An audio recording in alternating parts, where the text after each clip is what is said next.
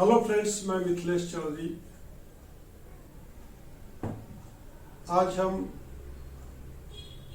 ये जो देख रहे हैं इसको हम लोग मुंडन बोलते हैं। क्या बोलते हैं? मुंडल में बोलते हैं। और ये मुंडन का मतलब होता है कि हम किसी के प्रति कितना समर्पित है। और जो बाल जो होता है, इंसान का जो हेयर होता है ना, इंसान की शान होती है। क्या होती है? इंसान की शान होती है। जब हम जैसे तिरुपति जाते हैं तो अपने बाल को पूरा निकाल करके आते हैं। इसका मतलब हमारा जो अहंकार होता है, जो अहम होता है, उसको हम वहाँ पे भगवान के चरणों में समर्पित कर देते हैं। दूसरा स्थान आता है जैसे बनारस, काशी जो बोलते हैं ना, वहाँ पे भी लोग जा करके मुंडन होकर आते हैं, अपने आप को समर्पित करना। तो आज हमने भी मुंडन कराया है और अपने बड़े पिताजी डॉक्टर रामपति चौधरी के, उनकी आत्मा के शांति के लिए फिर से एक बार हम अपने अहंकार को, ईगो को उनके आगे नतमस्तक करते हैं। उनकी आत्मा को शांति मिले। तो आपने देखा कि मुंडन का महत्व क्या है। जब कोई इंसान मर जाता है, अगर शाम को मरता है तो शाम के टाइम में लोग उसका दाह संस्कार नहीं करते हैं, और वही इंसान जब सुबह में मरता है तो दाह संस्कार करते हैं। और जब इंसान जब मर जाता है, उसका डेड बॉडी को लोग खाली नहीं छोड़ते हैं, जब तक शमशान में ले जाकर दफना नहीं देते हैं, जला नहीं देते हैं। तो यूपी बिहार में जहाँ पे गंगा नदी है, वहाँ पे लोग ले जा करके जलाते हैं। और स्टेट में जहाँ पे गंगा नदी नहीं है और कोई बड़ी नदियाँ नहीं है, तो वहाँ पे लोग क्या करते हैं, जलाते भी हैं और शमशान घाट में दफनाते भी हैं।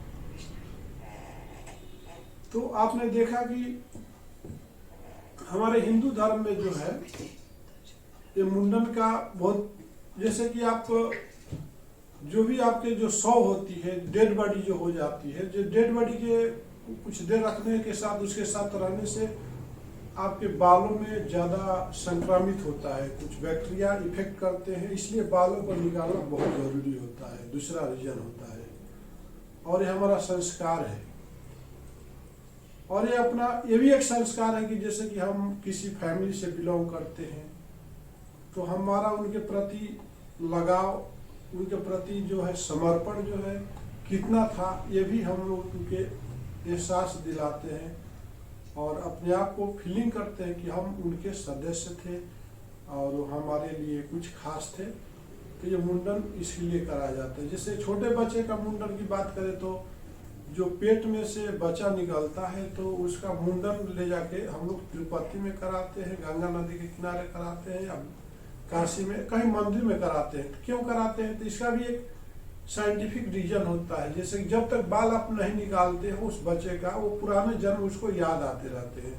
और जैसे आप उसका बाल को निकाल देते हो, मुंडन कर देते हो, तो उसके पुराने जो पिछले जन्म में क्या था वो सारी चीज को भूल जाता है। नहीं तो गलत गलत सपना देखता है, रोता है, चिल्लाता है। तो ये मुंडन भी बोले तो बहुत ही इम्पोर्टेंट होता है इंसान को। तो मेरा मानना है कि इंसान को, हम अगर जेंट्स है तो साल में 6 महीना पर मुंडन करा लेना चाहिए। तो उससे क्या होता है, ब्रेन का भी विकास होता है और आपका हेयर स्टाइल भी मतलब अच्छा होता है। और अपने आप को बार बार शुद्धता का प्रतीक है। बाल निकाल देना, मुंडन हो जाना, पूरा बाल को क्लीन कर देना शरीर का पूरे पार्ट से, तो वो भी एक आपका स्वच्छता का पहचान है और हम बैक्टीरिया से बच पाते हैं। तो आपने देखा कि ये मुंडन का क्या इफेक्ट पड़ता है। और दूसरा क्या है, हम लोग अगर कोई घर में डेथ कर जाता है तो 10 दिन तक जो है ना, 13 दिन तक उसकी आत्मा भटकती रहती है।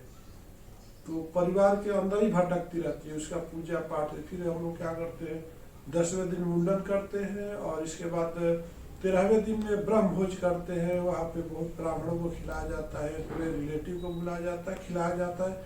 और 10वें के दिन तो लोग अपने जो गुजर जाता है वो, उसको क्या शौक था, उसके सारे जितना शादी में खर्चा किया जाता है उतना ही 10वें के दिन उसको दान में दिया जाता है, बेड दिया जाता है, अपने हिसाब से दान दिया जाता है ताकि उनकी आत्मा को शांति मिले। तो इसी के साथ मैं अपने वीडियो को विराम देता हूँ। नमस्कार, धन्यवाद।